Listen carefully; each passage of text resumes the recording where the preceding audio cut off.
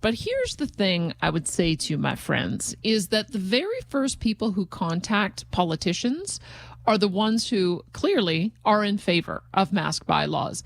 Once politicians start talking about doing this, all of a sudden you have people saying, whoa, whoa, whoa, whoa, don't go this step.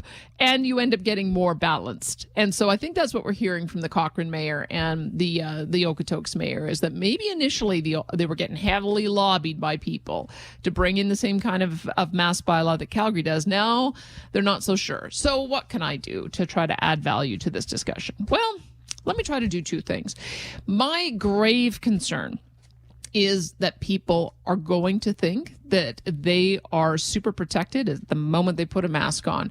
My dear friends, that's not what it's for. And I just want to give you this little clip from Scott Jensen, who is an elected senator in Minnesota, but he's a medical doctor. Because some of you have said, well, if it wasn't protective, why is it then that doctors wear surgical masks when they're in surgery? He explains that. He also explains what N95 means. There's a reason why it's called an N95 mask.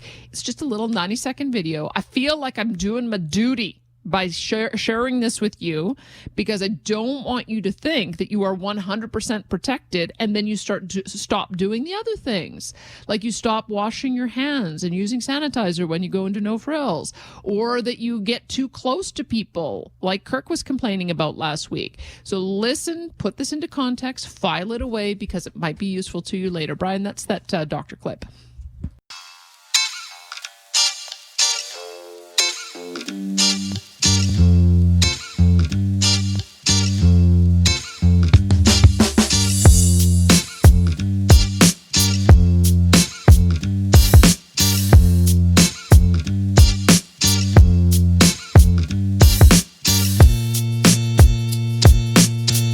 Okay, that's his professional opinion, calling it Looney Tunes. Here's the point. Yes, I think we've been hearing this. The consistent message that I've heard from medical doctors from the beginning is that it is to prevent you from coughing or spraying or speaking moistly or singing in the general direction of a stranger. And if you happen to be sick, you'll get them sick. So please, friends, don't think that it works 100% the other way, because that was a doctor's view saying N95 masks, it's to stop 95% of particulate matter, meaning 5% still gets through on the N95s. Larger than a particular diameter, 0.3 microns. I don't even know, you can't even see a micron. That's how small it is. And COVID is a 0.1 micron. So I'm just giving you information. So if you want to wear a mask, great, but still keep your distance and still wash your hands. That's number one. Okay, guys, let's continue our conversation. We got Julie on the line. Julie, go ahead. What's on your mind today? Hey, good morning, Danielle. How are you? I'm good. Go ahead. What's on your mind today, Julie? I haven't talked to you for a long time, but the mask has been really bothering me, and I have my reason for it. First of all, when you wear a mask, if you do, because I can't. I cannot breathe. I just almost passed out immediately. Julie, let me ask you that. Are you going to go to a doctor and get a medical exemption? Because I'm wondering if you're going to be able to. I'm over 65. Yeah. And I cannot breathe in this thing. It just takes away all my air. This is a natural thing for human beings to breathe in air. When God made us, He said He put the breath, to make us alive. And then all of a sudden, we're being subjected to take that. Okay, well, I've got something else very important I want to mention. The machine they are using, actually, to diagnose the symptoms, it's called a PCR test. This is a very interesting history of that, and I'm going to be very quick. The creator was a biochemist, and he created it in 1984. Now, he passed away in 1974, last year, just before the COVID-19 came on. And he was so adamant about it because he said the machine does not test for virus. He was so adamant. Before he died, he was absolutely beside himself. He said it tests for genetic material only. Now, we have a friend. He knew this guy. And when he tested with the machine, if it's a 30 over 35, the machine will go negative. The minute the cycle of the machine goes 60, 65, it shows a positive test. So how do we know what is right or wrong? So why don't you just bring it down to 30, 35 and see if this is right or not? This Julie, is it's very, how would I say, I'm really perturbed by this situation, because if you know a little bit of the background and you search into it, you find out what are they trying to do?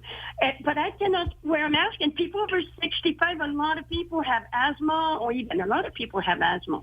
I will not, I don't take pills. I'm very healthy, but I cannot breathe.